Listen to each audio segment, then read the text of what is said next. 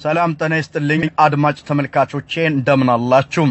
ለብዙ ጊዜ ሲጠበቅ የነበረው ከኢትዮጵያ ወደ ሳውዲ አረቢያ ሰራተኛ ማምጣት በዛሬው ዕለት ተጀመረ ከአዲስ አበባ ወደ ሳውዲ አረቢያ ሪያድ ሴት እህቶቻችን መግባታቸው ተረጋግጧል በዚህ አጋጣሚ መልእክቴን ለመላው ኢትዮጵያውያን ታደርሱልኝ ዘንድ አደራዬ የጠና ነው ወደ ሳውዲ አረቢያ የሚገቡ ዜጎች ፓስፖርታቸውን ኮፒ ማድረጋቸውን የሚገቡበት የቪዛ ነምበር እንዲሁም የስፖንሰሩን የስልክ ቁጥር ከሚወዱት ሰው ባደራ እንዲያስቀምጡ መልእክቴን ታደርሱልኝ ዘንድ አደራዬ የጠና ነው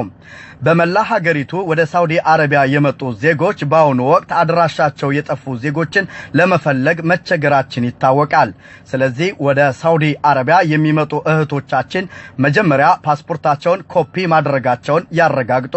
ከዛም የሚሄዱበትን የቪዛ ቁጥር እንዲሁም የአሰሪታቸውን የስልክ ቁጥር በአደራ መልክ ከጥሩ ቦታ አስቀምጠው እንዲመጡ አደራ መልእክቴ ነው ከኢትዮጵያ ወደ ሳውዲ አረቢያ ሴት እህቶቻችን መግባት ተጀምሯል የተለያዩ ሀገራት ዜጎቻቸውን ወደ ሳውዲ አረቢያ አንልክም ሲሉ ኢትዮጵያ ግን ሴት እህቶቻችንን ለሳውዲ አረቢያ ለመስጠት የተስማማች ብቸኛ ሀገር ሆናለች ማለትም በስምምነቱ ሌሎች ሀገሮችን ቢኖሩ በድርድሩ ግን አልተስማሙም ያልተስማሙባቸው ነጥቦችም ብዙዎቹ እንደኑጃን እንደ ምሳሌነት ብንወስድ ዜጎቻችን ወደ ሳውዲ አረቢያ ይገባሉ ከገቡ በኋላ አድራሻቸው ሲጠፋ እናንተ ያሰሪታውን ቤት ቆፍቁፋችሁ የምታመጡ ከሆነ ዜጎቻችን የሥራ ዕድል ነውና ይመጣሉ ሲባል ነገር ግን ሳውዲ አረቢያ የማንኛውም የሳውዲ ቤት አንቆፈቁፍም አንጠይቅም የናንተ ሰራተኞች በጠፍ ቁጥር ዜጋዬን አልጠይቅም በማለቷ ኢንዶኔዥያ ሰራተኛ እንደማትልክ አስታውቃለች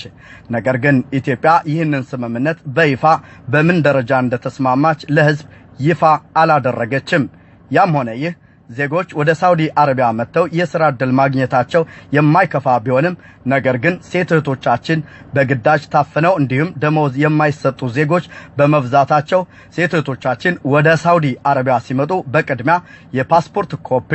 እንዲሁም የቪዛውን ነምበር እንዲሁም የአሰሪታቸውን የስልክ ቁጥር ከጥሩ ቦታ ኮፒ አድርገው እንዲያስቀምጡ መልእክቴን ለመላው ኢትዮጵያ እንድታደርሱልኝ አደራዬ የጠና ነው ታጠቅ ነበርኩ خير يا السمان